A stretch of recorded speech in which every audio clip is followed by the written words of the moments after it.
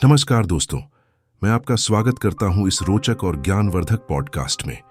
आज हम एक ऐसी कहानी पर चर्चा करेंगे जो न केवल अद्भुत है बल्कि गहरे आध्यात्मिक और दार्शनिक संदेश भी देती है। यह कहानी हमें महाभारत के एक महत्वपूर्ण प्रसंग से मिलती है जिसमें एक ऐसा दृश्य दिखाया गया है जो हमें सोचने पर मजबूर कर देता है, कटे हुए सिर के हंसने का रहस्य। तो चलिए इस कथा को समझने और इसके संदेशों को आत्मसात करने की यात्रा शुरू करते हैं। हम सभी जानते हैं कि महाभारत केवल एक युद्ध की गाथा नहीं है, बल्कि यह जीवन की अनेक सच्चाइयों और गूढ़ रहस्यों को उजागर करती है। यह कथा महाभारत के महान योद्धा कर्ण, उनकी उदारता और उनके बलिदान से जुड़ी है। कर्ण को दानवीर कर्ण के नाम से भी जाना जाता है। उनकी दानशीलता इतनी प्रसिद्ध थी कि वे अपना सब कुछ देने के लिए हमेशा तत्पर रहते थे, भले ही वह उनके जीवन के लिए कितना भी महत्वपूर्ण क्यों न हो।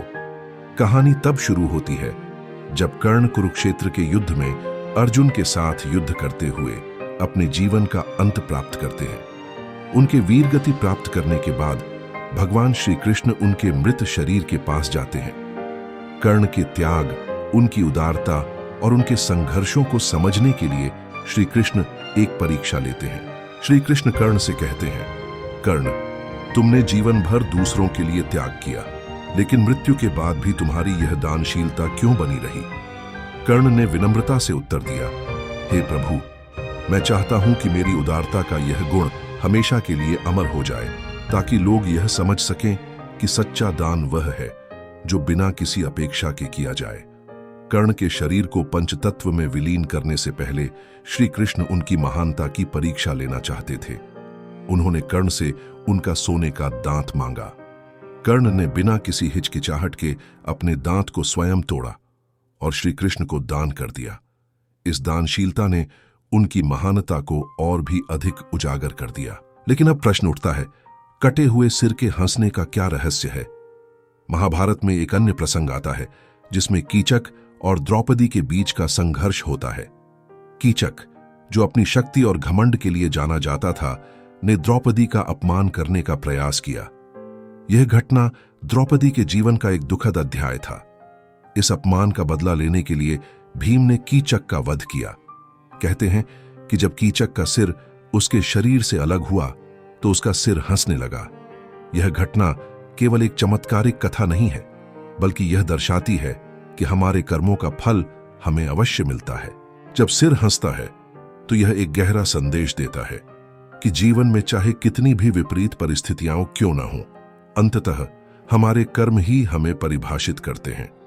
यदि हमने अपने जीवन में अच्छे कर्म किए हैं तो हमारा अंत भी महान होगा, लेकिन यदि हमने अहंकार और स्वार्थ के साथ जीवन जिया है तो उसका परिणाम हमारे अंत में दिखाई देगा।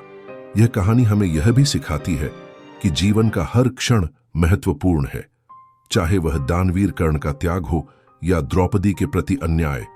हर घटना हमें यह संदेश देती है कि सच्चाई और धर्म के मार्ग पर चलना ही हमारा कर्तव्य है। कर्ण की कथा से हमें यह सीख मिलती है कि उदारता केवल बाहरी चीजों का दान करने तक सीमित नहीं है। यह हमारी सोच, हमारे व्यवहार और हमारे दृष्टिकोण में भी झलकनी चाहिए। इसी तरह कीचक के हंसते हुए सिर का प्रसंग हमें यह बताता है कि घमंड और अन्याय का अंत निश्चित है। दोस्तों, महाभारत के ये प्रसंग केवल कहानियां नहीं हैं, ये हमारे जीवन के लिए गहरे सबक हैं। यह हमें बताता है कि हम चाहे कितने भी साधन संपन्न हों, यदि हमारे कर्म सही नहीं है तो हमारा अंत भी वैसा ही होगा। जीवन में हमें यह ध्यान रखना चाहिए कि हमारा हर कदम, हर निर्णय हमारे भविष्य को आकार देता है। हमारे विचार, हमारे कर्म और हमारे शब्द, ये सभी मिलकर हमारे जीवन की कहानी बनाते हैं। इसलिए हमें हमेशा सही और धर्म के मार्ग पर चलने का प्रयास करना चाहिए। आज की इस चर्चा को यहीं समाप्त करते हुए मैं आपको एक महत्वपूर्ण संदेश के साथ छोड़ता हूं। जीवन में हमेशा सच्चाई और धर्म का अनुसरण करें, दूसरों की मदद करें और अपने कर्मों को ऐसा बनाएं जो आपको और आपके आसपास के लोगों को खुशियां और शांति प्रदान करें। आशा है कि आपको यह कथा और इसका संदेश पसंद आया होगा। यदि हां, तो इसे अपने दोस्तों और परिवार के साथ साझा करें और हमें बताएं कि आपको यह कहानी कैसी लगी। आपसे फिर मुलाकात होगी एक नई कथा और नए संदेश के साथ। तब तक के लिए धन्यवाद और अपना ध्यान रखें। नमस्कार।